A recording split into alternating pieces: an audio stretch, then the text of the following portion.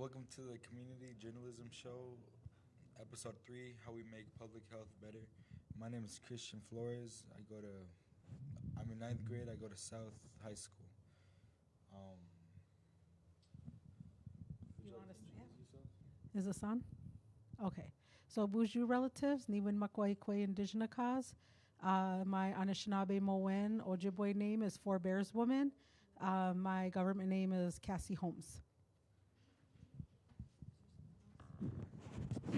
Hi, my name is Tommy McBrayer, and I'm the founder and CEO of Don't Shoot Guns, Shoot Hoops, and we are a violent prevention nonprofit trying to save the lives by using game of basketball.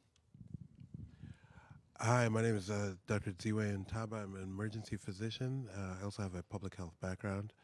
I work at the University of Minnesota Medical Center, and I also have a position at the Masonic Institute for the Developing Brain and Community Education and Engagement.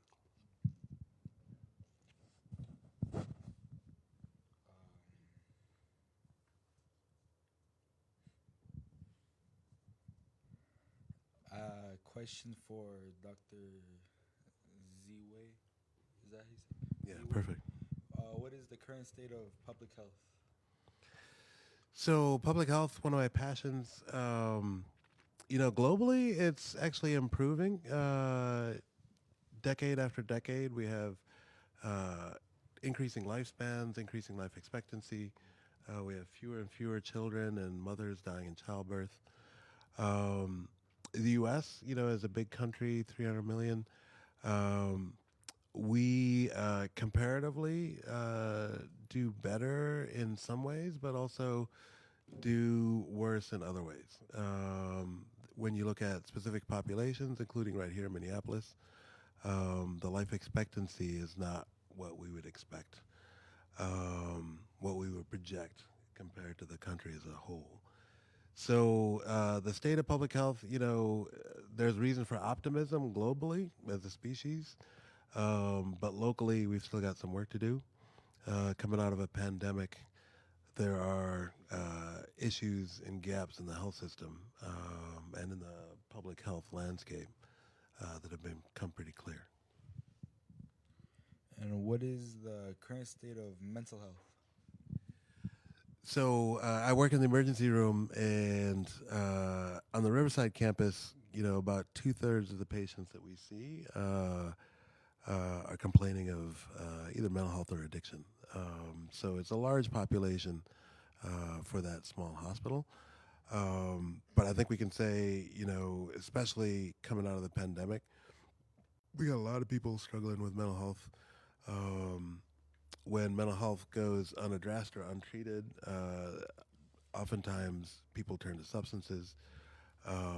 So we're seeing, substance use and addiction as a downstream consequence of mental health. I see it as part of a continuum.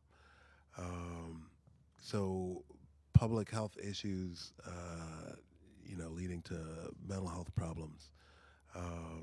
That's one of the areas that I focus on because I think it's one of the biggest challenges that we have, but it's also one of the potential areas of greatest impact that we have in terms of making things better. Can you tell me what is the level of trauma in communities today? Yeah, these are really good and deep questions. So people think about, they hear trauma and they hear different things. They think about different things. When I think about trauma, not physical injury trauma, but, I think about emotional trauma, psychological trauma. That's all rooted in brain function and what we call traumatic stress. Traumatic stress is kind of the hormonal response in a fight or flight type scenario. As we've evolved as a species over time, we had this fight or flight response that served a purpose, if we're trying to escape like a predator, a saber-toothed tiger or something like that. But nowadays in modern society, that fight or flight response or that traumatic stress isn't always going to be helpful. In fact, a lot of times it can be a challenge for us. So when I think about trauma in societies, trauma is thought of as either an exposure,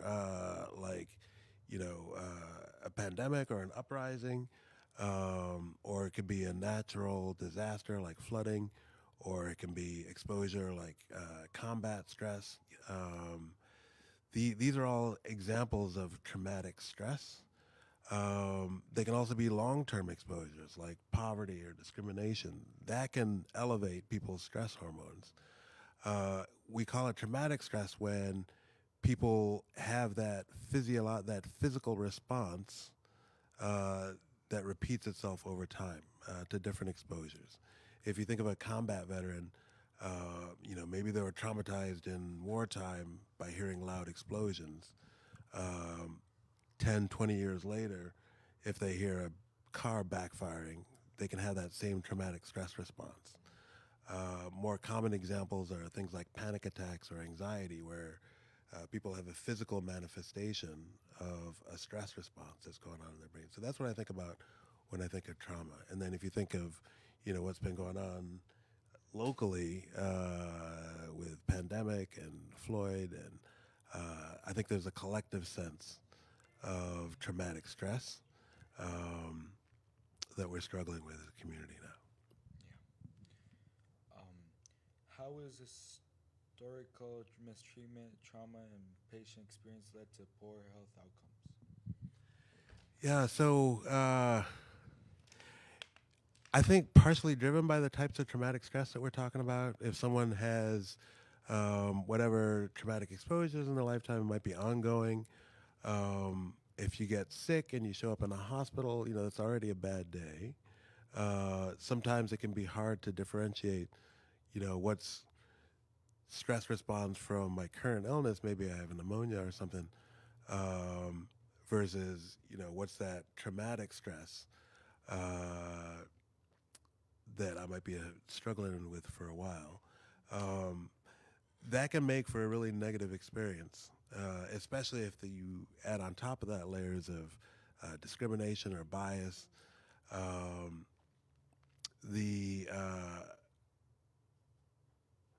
That can erode trust, with health providers. Even if there isn't stigma or bias involved in that conversation with our doctors or our nurses, even just the mistrust or the hard-earned mistrust, to take a leap of faith and say, okay, I'm going to take this medication or take this vaccine. Those are ways in which I think of historical trauma interfering with, some of the patient encounters that I see, and then that can lead to long-term health consequences as well. That's on top of, the damage to our bodies of living with high stress, like high blood pressure. That puts us at risk for things like, maternal deaths, heart attacks, strokes. So it's a complicated topic that's, I think, important for a lot of our communities. What is working well in public health? The vaccinations. I'm a big fan of. There's specific examples like that, but I also think we're learning. I care a lot about substance use and opioids in particular.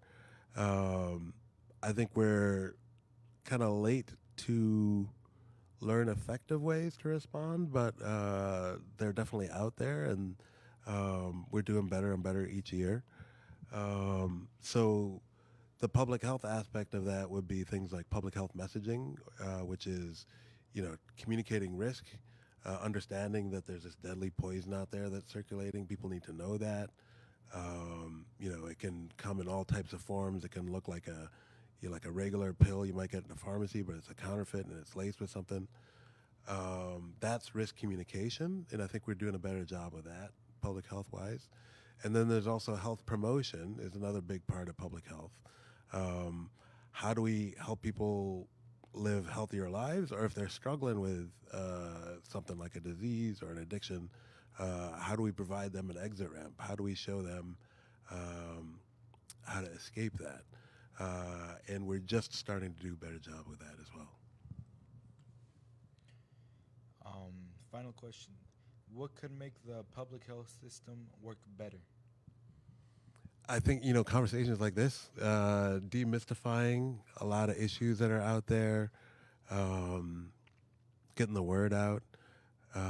There's a science to public health, but that's not always easy to understand, or sometimes there's a lot of misinformation out there, layered on top of mistrust, and layered on top of all these other problems that are competing out there for people's attention. So I really think one of my favorite professors told me that the best definition, if you had to pick one definition of public health, it's making that science and information available to people so that they can make better decisions and avoid harm and promote their own health. So I think that comes down to conversations like this. Questions for Cassie? Can you share the brief history of the East Phillips community struggle over the roof? What is Roof Depot. Yep. Depot site? So a brief history first. I think the main struggle was the fact that our community had to fight for basic human rights of clean air and clean water in an urban area.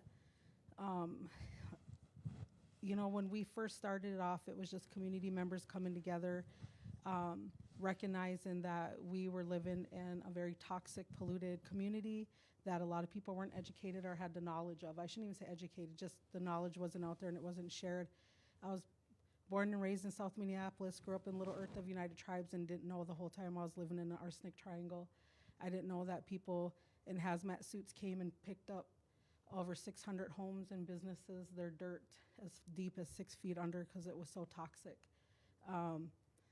We talked about we heard about life expectancy for Native Americans. Our elders are 55 because our life expectancy isn't to be an elder at 65. In our community, when our kids, get asthma or have asthma attacks or diabetes or heart conditions, we're just like, that was just kind of like life for us. That's just something that happened. But realizing that we were living in this polluted community and understanding where it was coming from is where the EPNI, East Phillips Neighborhood Institute, kind of started from, because we start fighting for our rights and for the buildings around us. And even suing the city of Minneapolis because they were trying to bring in a business in our community that would bring in 800 more vehicles, including more diesel trucks. And those movable sources of pollution are one of the main causes of asthma. So we have some of the greatest asthmas besides North Minneapolis. So the brief history and struggle was just getting the city and other entities to recognize that they were polluting us, and then for them to accept that we weren't going to allow it anymore. So I think that was some of the biggest struggle. We're still struggling, but I don't know if I'm going to get into your next question. But as of right now, we have won against the city. There's ICE personally suing them, EPNI suing them. And we have got a chance and a really good opportunity to buy the Roof Depot site to create a community vision from the community. And we also got rid of two entities, the Bituminous Roadways and the Smith Foundry, who created huge amounts of pollution on the community.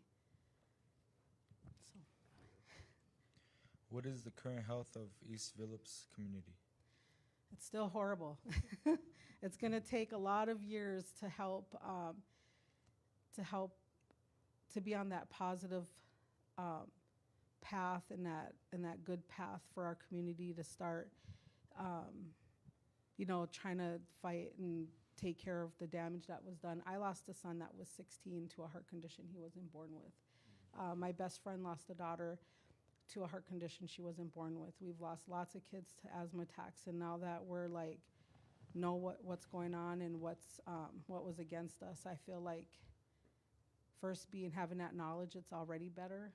The fact that we're fighting and coming together as one is already better, and it's going to take years, but with the community vision, I feel like we're going to be on a really good generational path of not only physical health, but financial health and just better opportunities. What is working well concerning public health in East Phillips and Little Earth community? Again, I think the knowledge of the community we live in and the dangers that were around us and still are around us.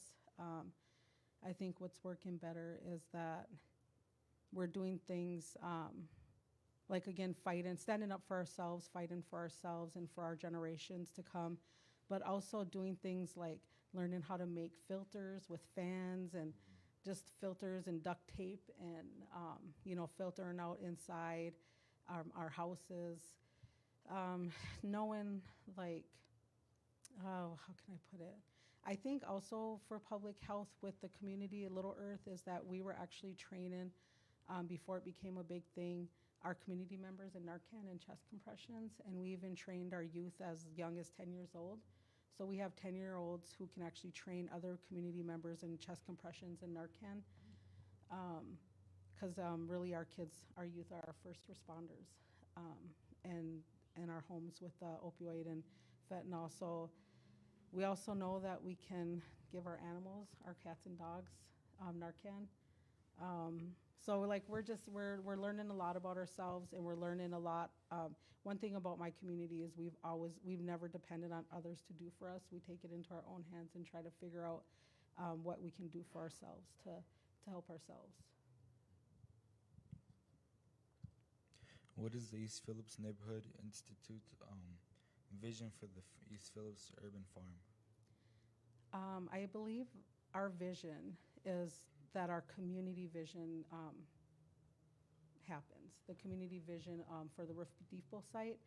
So the community wanted something that was better for our community, where we can have like an urban farm where we can have year-round fruit and vegetables. We can have a space for community members to go and learn how to work with the garden, with Mother Earth, with fish, and to have a space where they can share their, their crafts, bike area for some of our people, because it's right on a greenway. They can fix their bikes. They can learn about fixing bikes, and having like a coffee shop that is ran by our youth, not by adults, but by our youth only. I think our vision is for our community for it to be normal that we have safe water and air, clean air to breathe, and that it's going to be normal for our community to have that generational wealth where they're working with millions of dollars, and it's not going to be scary like it is right now moving into that. And it's scary for me because I'm signing papers that are worth millions of dollars, and I'm like, oh, that's creepy. What's going to happen? But it shouldn't be that scary for us. It should be normal for our community, and we should have that type of education and that opportunity to handle that kind of money and better ourselves. Yeah. What are the greatest needs of the East Phillips community today? Support. For people to know about it, to support us, to stand with us. When we have a call for action, that people show up, which it's been a lot better now than it has been in the past. And just learning and really learning about the struggles. You always hear when people do that, land acknowledgement, at big corporations or meetings, and then that's it. They just acknowledge it, but they don't share the struggles that the indigenous people in that area are going through and how people can help. So people can always look us up at the East Phillips Neighborhood Institute on Facebook, so on all social media platforms, and there's different ways of helping us. How can East Phillips Urban Farm help increase the health of the community and meet the needs of the community? I think I did talk a lot about that just like a second ago, but I will say, like, the East Phillips Neighborhood Institute is not just a few people, it's like a whole community. So there might be a board of just a few of us, but that's only because when we were suing the city and fighting, there had to be some of us that took them extra steps and those extra chances. But really, East Phillips is really just the whole community coming together. So it's all of us working together and bettering that community for us. How does the Indian Health Board help meet the health needs of the community? So I work at Indian Health Board as a community health worker, and I'm also a MNsure navigator. So I'm always out there in the community sharing, like we have medical, dental, counseling, and support. When the COVID vaccines were going around, that was really major because a lot of places were like, you have to be this age to get it and that. But we were a little bit unique because we're like, okay, well, our elders are 55. So we actually went down to 54. And then we were like, well, we need to vaccinate their partners and their whole household. So it was really amazing to be there and work alongside people who really fought for, like, we were like, nope, we can't just settle with this group. We have to do the whole community, the whole house for it to be successful. But we have all kinds of like groups and classes along with like mental health classes and groups too, and just a lot of people who are dedicated to being in a community. Like I'll go right out into the encampments and ask people who needs insurance, and I'll stand right there with them and I'll fill out their paperwork with them and fax it so they don't have to come in to us. We'll go out to them. So we try to do whatever we can to get rid of those barriers. What are the services and resources the Indian Health Board provides for the community? So medical, dental, counseling and support, MNsure navigator, domestic violence, cultural education. We have pretty much everything but eye care, which is sad. but we do referrals out, but we do groups and classes. We have LGBTQ resources, and like if we don't have something at our clinic, we partner with a lot of organizations and do referrals and recommendations. What are the most effective ways for the community to fight for indigenous rights, human rights and justice, health justice, environmental justice, and any kind of justice? Just from my own experiences, using my voice and speaking up and knowing what's right is right and what's wrong is wrong, and not accepting that or thinking that because some people hold a certain position or sit in a public political office that they're higher than you. You're on the same level. We have different experiences to bring and knowledge, and that we can hold people accountable, especially people that we vote in there are certain platforms, and to know that we don't have to sit down and be quiet, that we can speak up.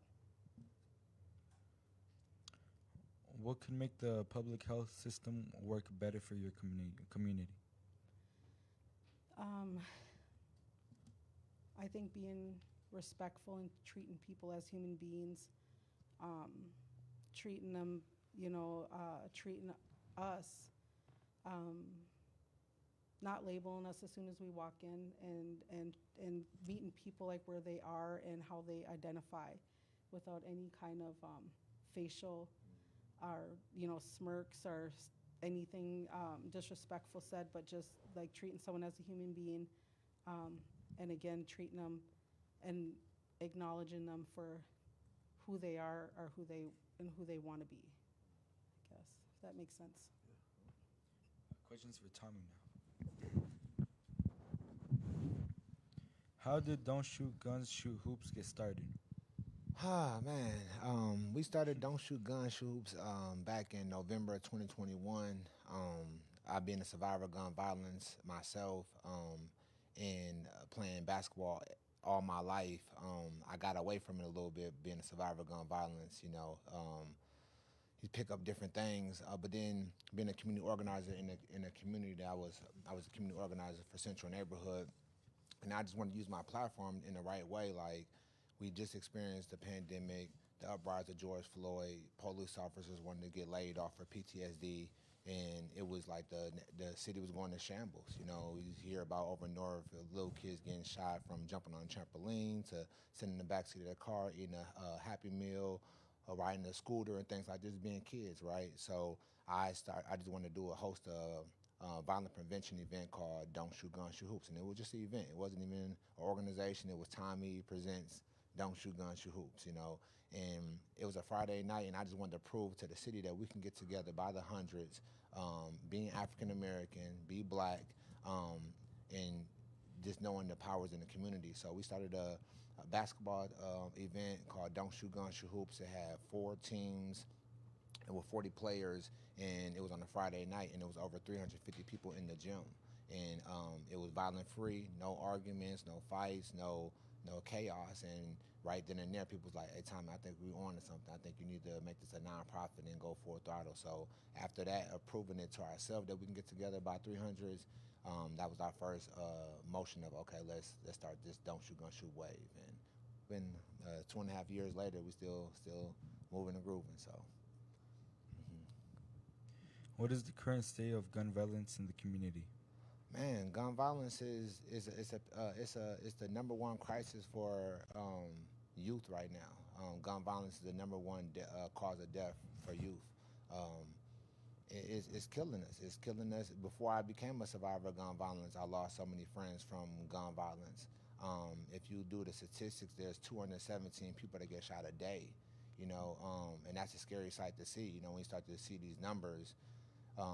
217 people that get shot a day, that's 80,000 people a year, right? So, and that's just 1 year. So when you start timing that by 5 years, that's like 400 people, that's getting shot at, in 5 years. So it is a thing that I think people need to take more seriously. I think that, the day that you don't take it seriously, there's another shooting, there's another robbery, and it's getting more crazier that you go to churches and they got guns at churches now to protect the church. You got guns at grocery stores now. You got guns at libraries now. It's like it's getting out of hand. It's like a wildfire that's been getting out of hand. And to really say what's really going on is there's more guns than people. So when they say like, oh, you could probably take off 12 guns, but there's another 20 that hit the street right after they get released. So yeah, and captured. What is working well concerning public health in your community? What's working health is violent prevention events. Violent prevention organizations, not waiting until somebody gets shot, not waiting until somebody died, not waiting until this stuff makes the trending news like Philando Castile or Brittany, I forgot, what's her name? Brittany, but just like it's all over the place. And what was the question one more time? Sorry about that. What is working well concerning public health in your community? Oh yeah, so it's just the violent prevention, just trying to stay ahead of the wave. So we're trying to, my organization, I can't speak for every organization, but my organization, we don't have no hidden agendas. That's why it's called Don't Shoot Guns, Shoot Hoops. Like, you don't got to look at our mission, you ain't got to look at our vision. It's said in the name of what we're trying to promote and what we're going after. And it's like being intentional. You got to focus on, like, Don't Shoot Guns, Shoot won't be really successful in the suburbs, right? You got to be where the problem is at. So we intentionally focus on youth that's affected by gun violence on a day-to-day basis. And at the same time, I think what's been is you got to just show love. I think that that's a simple thing, but it's like it's faded away so much, since the pandemic of where's the love at in the city now? Where's the love when just helping another person because they're another human being or because they're down or because they need help and things like that. So I think just bringing back the love to the city, that's what works. But doing violent prevention work, not trying to wait for the next death to happen, but try to prevent the next death from happening. I think that's where we got to be at for it to work effectively. Mm-hmm. How can we end gun violence? Man, we all have to use our platforms, right? The sister right here using her platform to say it, the doctor right here using this platform to say it, the DJs that's playing the music that's amplifying these kids to go pick up a gun and things like that, the movies, the games, there's a lot of distraction in the world that these kids are getting a hold of, and they're not getting hooked on enough positive stuff instead of negative stuff. So I say it takes a collective effort from not even just what we can do, but what we can't do is when people fighting for policies that, that's trying to avoid arsenal guns and trying to different type of laws that I don't even know about all like that. But even like making sure your guns are secure at home, make sure like you having those conversations with your kids, make sure, you being an adult, being a responsible person if you have guns around the house and things like that, make sure they're put up. And I think at the same time, it's just not having them around is always a good thing. But in this era where people have guns all over the place, it's almost like trying to give somebody advice like, well, giving somebody advice to say, hey, don't have no guns around, then the next day you see this youth get shot or something like that. So trying to find out the balance of trying to educate these kids about guns, right? Because we do have an amendment, right, to have a gun, you know, and I do want to speak about that. We do have an amendment to have a gun. So we're just trying to make sure you're in the right mental state of mind in your decision-making skills, because I think it's almost scarier to have my concealed carry than when I don't have my concealed carry, because of the things I can do because I have it now compared to if it wasn't an option. And I think that's where a lot of kids go wrong. It's an option. By having a gun around, that's the first thing they pick up. Instead of they pick up their hands to fight, they're picking up a gun to shoot. So, yeah. What are the biggest challenges to ending gun violence? Man, that there's more guns than people. That's just one thing about it right there. And then, like, that it is power. And it's just the scariest part of that, you just feel like guns aren't going anywhere. They only get more dangerous. And the wrong people are starting to get a hold of it more and more and more. So I say it's just how many guns are just getting produced every year. You gotta know, like, one thing about gun violence is there's a cost to gun violence. I was listening to a Wallow up on a Breakfast Club, and he was basically saying, like, every time somebody kills somebody, you're sending somebody to college. Like, those doctors get paid a lot of money. Like, it costs a lot to save somebody's life. Being a survivor of gun violence myself, it costs like $65,000 to $70,000 just to save my life. So you got to know there's people making money off this stuff that don't want to end this stuff because it's the cycle. So it's like one of them things that do you want to end gun violence, and then here goes this money gap, or do you want to keep the problem going and then the money keeps going? So it's one of them things, like, it's like a double-ended sword of trying to see how it ends, and it's just sometimes it could just be real scary, of where this nation is headed, with guns. Yeah, for sure. How could the model of Don't Shoot Guns, Shoot Hoops program work in areas of focus besides basketball? Oh man, one thing about, we started doing basketball tournaments, but we knew that, like, you couldn't really see a difference between a kid that just, okay, Tommy, are you trying to get everybody to play basketball? I'm like, no, so our whole program is around the 4 agreements. There's a book called The 4 Agreements where you teach people to be impeccable with their word. That means, you talk life instead of negativity. Don't make assumptions. You ask questions. What kills assumptions? You ask questions until you have a clear understanding. You don't take things personally. A lot of people are in jail right now and dead right now because they took things personally. They never took things personally. And then always do your best. So we teach the average kid not to take things personally, be impeccable with their word, don't make assumptions, always do your best. When I tell you this is the core of saving lives right here, it has nothing to do with power, it has nothing to do with money, it's all about self. And as we walk around like this, we're just breaking down barriers that we didn't sign up for, and that's where you learn about self, of like, how did I get to this point of my life? Why do I join this gang that hates other black people, and my only target is other black people? You have to understand what these kids are signing up for. Sometimes you grew up in a household that was already gang affiliated. So they grew up in a gang affiliated household. So that's all they knew. But once you learn and you get to that level of conscience that you can think for your own and make your own decisions, they understand, like, hold on, why would I sign up for something that is only to kill another person that looks just like me? We don't target no other race, no other gender. We just focus on somebody that looks just like me. So once you start to break down what these people signed up for, you tell them that, have some self-control and learn and teach them how to self-control.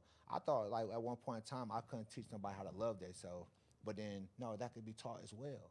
A lot of people with lack of self-love.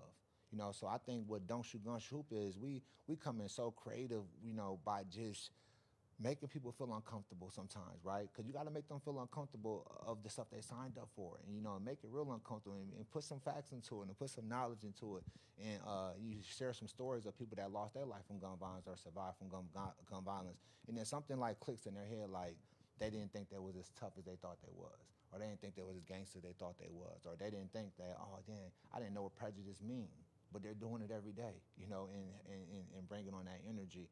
So I think Don't Shoot Gun Shoot is like the perfect wave of a third grader can read Don't Shoot Gun Shoot Hoops. right? And I think like if we get any kids to participate in their local parks and their local neighborhoods, and you see these kids playing in the park and they got a shirt on that says "Don't shoot guns, shoot hoops," you almost feel proud about that they're pushing the right agenda. So even having these kids advertise the right thing is part of the solution, and that's what we just trying to do, is be part of the solution, not the problem. At "Don't shoot guns, shoot hoops." Yeah. You know. Why do youth need more positive programming? Because it's like I said, they're going against the grain. I think there's like there's a lot of negative promotion. You know, there's a lot of negative promotion up in this world called life, and there's a lot of people pushing the negative agenda and wishing that these kids almost follow suit. Like they're pushing these drugs, like you want these kids to pop these drugs. They're following these artists that is talking about shooting somebody, like they want people to go around shooting people. Even these gang members, like, well, if you're pushing kids to be gang members, what you pushing them to do? Like die or be in jail? Like, so it got to be a wave of good people that want the better for these youth, you know, and so that's why I say if they get hooked on the right thing instead of the wrong thing, then you save a life. So I think we need more and more programs. It's almost like that cradle to career path. If we can guide these kids from when they're born all the way till they get to college and beyond, they have a better outcome. And I say like this is like rock climbing without a harness. And a lot of kids in the neighborhood that don't have fathers, they don't have moms, they just rock climb without a harness. And the likeliness of them falling than succeeding is greater than them succeeding and failing. So if we got some guidance behind them, you're telling them why they rock climbing, hey, yep, grab that one and grab that one and put your leg right there and put your leg right there and all the way up to the top. Is that likely to succeed than to fail? You know, so we just got there's this system going on right now. It's guaranteed to fail. So we have to put more and more positivity. There's a lot of negative people in the world, but I feel like there's 10 times as many great people in the world than negative. How can we provide more support to people in communities impacted by gun violence? Man, see, you know, being a survivor of gun violence, that's another reason why I started Don't Shoot Guns, Shoot, because you realize that when you get shot, you don't get us a lot of support. You don't get a lot of attention. You know, they almost wish you was dead instead of than surviving. You know, and that's the sorry part about that. When I say 217 people get shot a day, 107 out of 217 survive. So there's a lot of people out here that's heroes every day. And it's like you encourage them to open up and share their story, because if I didn't open up and share my story about being shot, I would never know it, because I don't walk around showing it or looking for some sympathy and things like that. And there's a lot of people that's like that, that's walking around. What was that question? One more time, I got a little off. My bad. How can we provide more support to people in communities impacted by gun violence? Yeah. So yeah, just create more spaces for survivors of gun violence. Encourage them to tell their story, share their story, because their story might save the next person's life. At the same time, be a great leader. There's a lot of leaders that just, like, I just became a nonprofit at the last 2.5 years. You know, so I just got into this nonprofit lane. And there's a lot of leaders that have been in this lane, and once you finally get up in that lane, they feel like they don't want to help you anymore. You know, so I feel like you got to still be a teacher, you got to still be a leader in the community if you want the better. You know, not when they finally get to a place where they're irrelevant and things like that.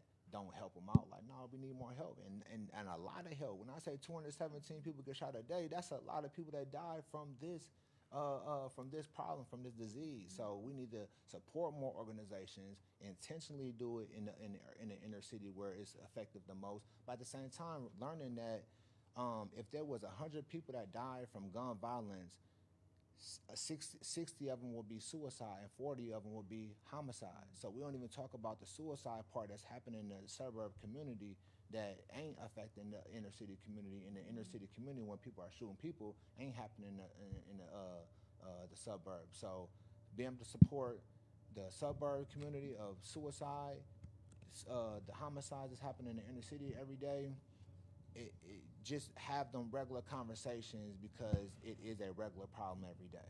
That's what I would say. Yeah.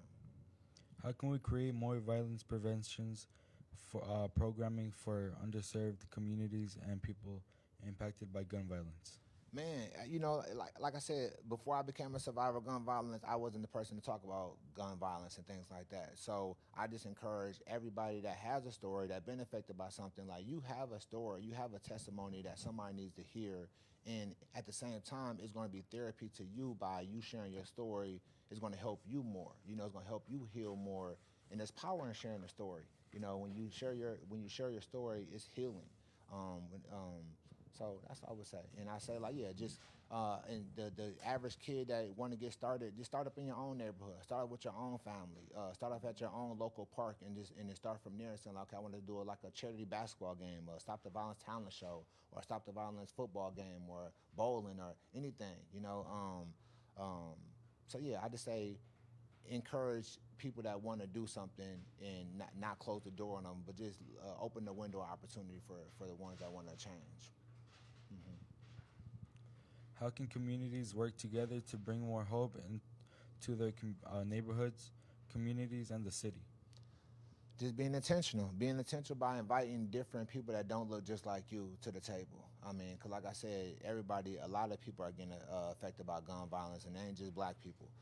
So being able to invite and hear stories from other people, it brings people together. It brings a nice ecosystem of the collective bargain, and then just surround yourself around similar-like people, people that really have the same passion as you, and want to fight the same things you want to fight, and bring on gun awareness and things like that. Yeah. What can make the public health system work better for your community? Man, it's better environments, it's better structure, it's better education. What the inner city is exposed to compared to what the suburb child is exposed to is unmatched. There's no reason why your kids shouldn't have to go through encampments and things like that on the way to the school bus. Have to go play at parks that you got heroin needles in the sand and things like that. That stuff right there. It almost don't bring hope to a young kid that want to dream big and want to play at these big schools like Hopkins and things like that, where they got the nice gyms and stuff like that, compared to going to the urban city parks where your swimming pools are below the grade, your gymnasiums, the gyms are hot, and everything that they're exposed to, and then at the same time playing at the park, and there's drive-by shootings at the park and stuff like that. So it comes down to the structure of what you're putting the youth into. Some youth didn't ask to be in the situations they're in.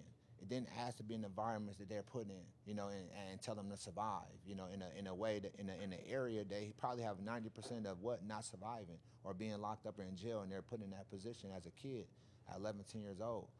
So it's the structure. It's the being an adult and say, okay, let me put my kid in the best position, and not just settle for, okay, well, we live down the street from Henry, so he's going to Henry. Or he goes down the street from North, so you go to North. Like, no, if you're going to make some sacrifice to put them in the best position. Don't just settle sometimes as a parent. We got the obligation to put your kid in the right position to succeed, and that's what we need to do. It takes authority back, yeah. I have some group questions. What can be done to help people deal with trauma and stress in a positive way? I can touch on that. So I talk to my patients in the emergency room about this all the time. I see it all the time. I get the chance to, order a bunch of tests or x-rays. If those all come back normal, there's no other explanation. Then we talk about controlling stress, traumatic stress in particular, through mindfulness. Sometimes it's just as easy as, whistling in the dark, activating your brain in ways that override the hormonal response of traumatic stress. Mindful breathing is a way to do that. For some reason, if you focus on your breathing, then you can dial down the volume of those stress hormones. You see that in athletics. You see that in sports. If it's like a championship basketball game, and it's a big free throw, and somebody's got a lot on the line, right? They've been practicing all season. Everybody's watching. What are they doing? They're up there concentrating. They're closing their eyes. They're taking their deep. That's because they've been trained to get on top of those hormones, to get on top of those stress hormones, to turn that into something that enhances their performance. They're not going to choke up because of that, right? So that works in everyday life too. If people are having panic attacks, if the people are feeling stress and anxiety, just identifying it, just putting a name to it, putting a word to it, rather than this, big overwhelming flood of emotions that might be going back, years or decades. You just say, oh, that's my stress response going, and then you can put a finger on it and deal with it a lot easier. The fancy word for that is like cognitive override. But I mean, you're basically using your brain, your thoughts to, put words that turn feelings into something a lot more manageable. What was the question one more time? Repeat the question. What can be done to help people deal with trauma and stress in a positive way? One example that what Don't Shoot Gun Shoot, we host a boys and men camp. It's for 9th grade to 12th grade boys, right? And it's like, I say it's their first retreat or their first vacation they go on. And we only go to the National Sports Center in Blaine, so it's 30 minutes outside their environment. So that's the first thing, take them outside their environment. Sometimes when you dealing with trauma and you stuck in trauma, it's hard to deal with it. It's hard to escape trauma when it's all around you. First you have to live the trauma environment. And one thing that we intentionally did at the camp is there's no TVs, there's no game systems, no cell phones. These kids are waking up at 7 o'clock in the morning meditating, right?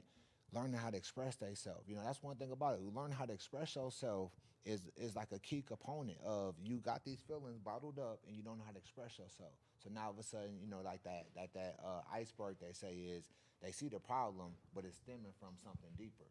So even get to know people more so they understand their triggers, learning what triggers them, what's their pinpoints and stuff like that.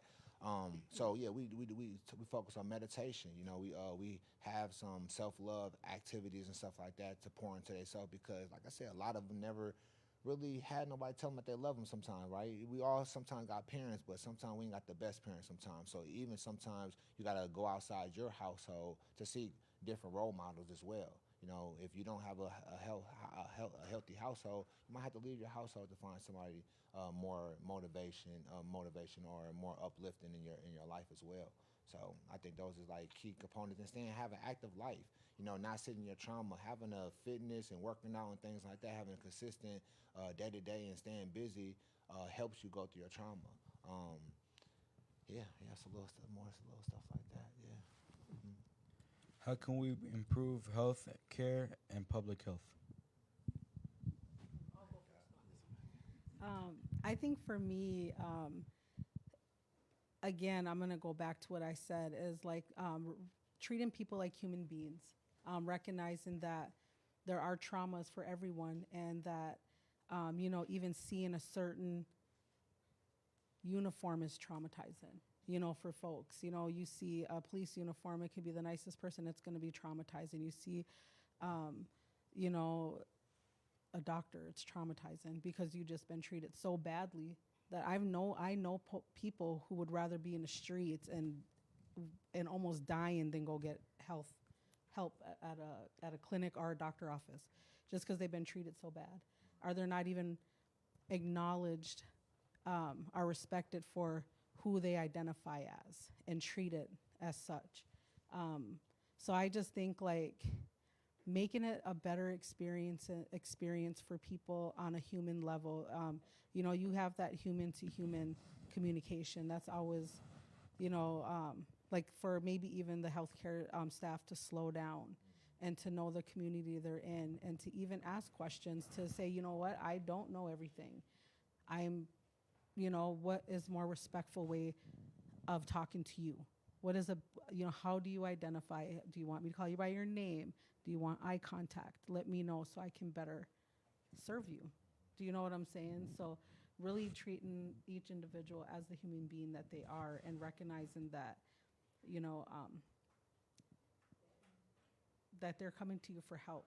And if they have to come to somebody for help, that they're in a really vulnerable situation and not making them more vulnerable or hiding more, trying to shrink up as much as they can so they're not seen anymore. That's me. Yeah, I think that's a lot of people. Thank you for voicing that. As a health system, as doctors, we got a long ways to go. There's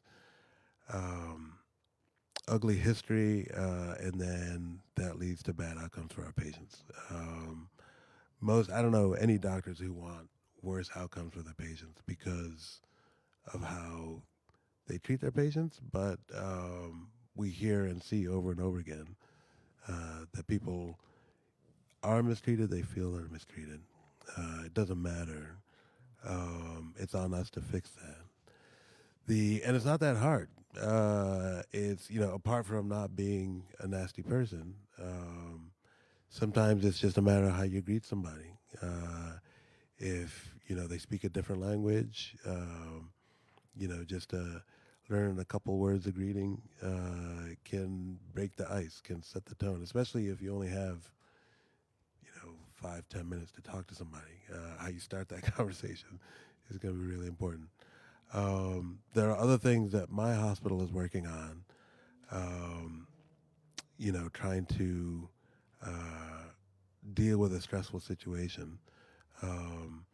But, asking what other questions, or sometimes as simple as getting a warm blanket or a sandwich, something that someone might not expect, can make a big difference in their experience.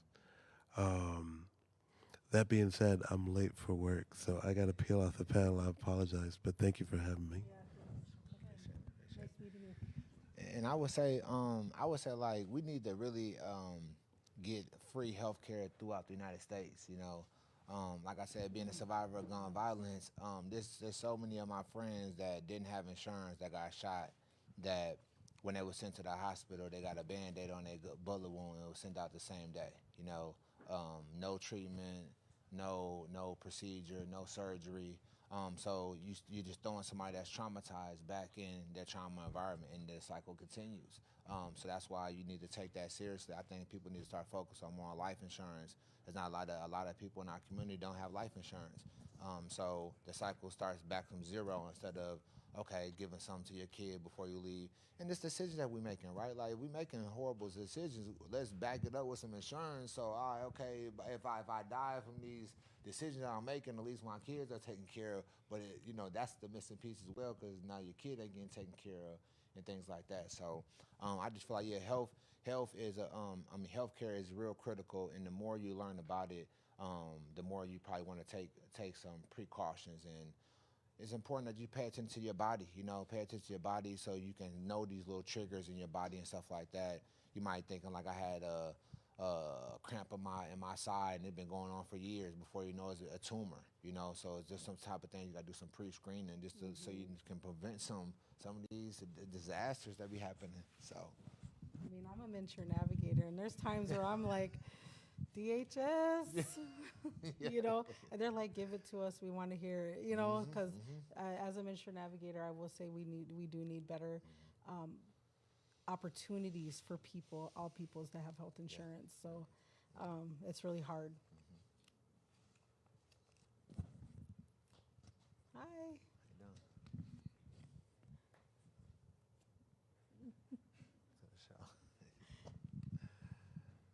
What are more solutions for public safety for communities, especially underserved and impoverished communities of color, immigrant communities, and indigenous communities? I think since the George Floyd, I think we've been getting back to this model of let people that look like you deal with people that look like you. People in your neighborhood should be dealing with people that's from your neighborhood. And once we get that cycle going, then I think it'll prevent a lot of violence from happening, a lot of distrust and things like that. Because if somebody's from my neighborhood that I know that it was a leader, and I get shot or something like that, or I'm having a drug overdose or something, and I know him, it's a different connection compared to like these people that just coming from all over. They ain't really got my best intentions and things like that. So I think it's important to get that relationship going, that people that look like you are dealing with you. So it should be only Native Americans dealing with Native Americans when there's a crisis going on in your neighborhood, because these are the only people that I know can guarantee that going to look out for my people in the best way, right? So I think that's important. That's important.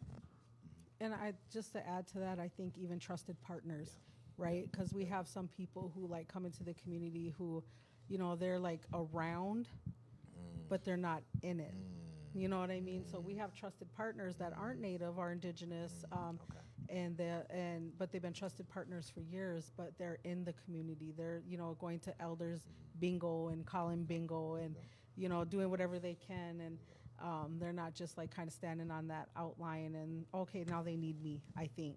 You know what I mean? So Gotcha. really being part of the community and becoming part of the community. So are you going to ask us a question? What is the impact of dignity and respect in healthcare? I'll say, say it one more time? What is the dignity and respect in healthcare? What is the impact? The dignity and respect in healthcare? Mm-hmm. I would say, like, if you had if you had dignity and respect for everybody's health, like I said, that's why you should have free health. Health insurance should be free for any American that lives in the United States. Just because it just makes sense. We probably supposed to be part of the land of the free and the most wealthiest country and things like that. And you got Los Angeles, you got Skid Row, and you got the richest people and the poorest people living in the same city. And it's crazy how things go like that. And not to bring up the election, but when you got all this money that people put into this election and things like that to just support a candidate, then like, where's this money when you got people on the street struggling on a day-to-day basis? These are the type of things I'm like, it just makes sense. So make it make sense and stop just keeping the rich rich and the poor poor. We gotta bridge that gap. So I think that's where and we need to have more dignity and more respect in the health field, and it shouldn't just be off the money that you make. I'm sorry, where's that question? Dignity, the impact. I think the impact is if we did have that dignity and that respect, that people would want to reach out for that help too. I think, like, again, knowing people who'd rather be on, like, almost dying on the streets than even going to get that help is really, it's sad because, I think if we can just, again, treat people like humans, if we can let them know that they matter, that they're loved, and not encourage their bad behavior, but let them know that there's options when they're ready. When they're ready, that we're here. There's so many people here that want to help you make your choices and how you want to change, and just kind of help guide you and not make them for you, but know that they're there and that they're available. How can we provide more dignified treatment toward communities? Just treat humans like humans. Nobody's perfect. There's no such thing as a perfect person. And then one thing, and I really encourage people to read this book, The Four Agreements, because it just gets you a level of conscience. There's no such thing as an ugly person on this earth. It's just other opinions. And you can't let these opinions stop you from being great. So yeah, you just humanize people. People are human. People are gonna come how they is, just like they say in church. You're supposed to do come as you is and come as you are, and respect people for who they are. And I think that's where it is. Stop having expectations for other people's life and just meet them where they at, and sometimes just be that ear. It ain't all about just trying to force somebody to live a lifestyle. Just give somebody the ear sometimes. And if you got some advice to give them, give them some advice. If you got some resource to give them some resource. Other than that, there's no room to talk down on people that's already down. There's no need to hate people that's already feel like they hated. And it's just nothing benefit that's gonna come from that. So I just feel like love always works. So humanize people by just showing love. And I think that's what that George Floyd stuff, why it was so powerful, because we had the sense of showing love, and everybody felt that they was feeling some type of love in that atmosphere at one point in time because it was needed at that time. So. I think we're going to close quick, but I did want to say this. What a lot of people don't know is that officer who killed George Floyd killed my uncle years before, too. So that's not really talked about, but, when George Floyd was murdered, of course, people in the indigenous community and my family are like, that was, there wasn't cameras back then like that, to see what he did to my uncle. So, yeah, so there's all that mistrust and wishing people can treat more people like human beings. I mean, I got to learn a lot to learn because I still get angry. Yeah, you're right.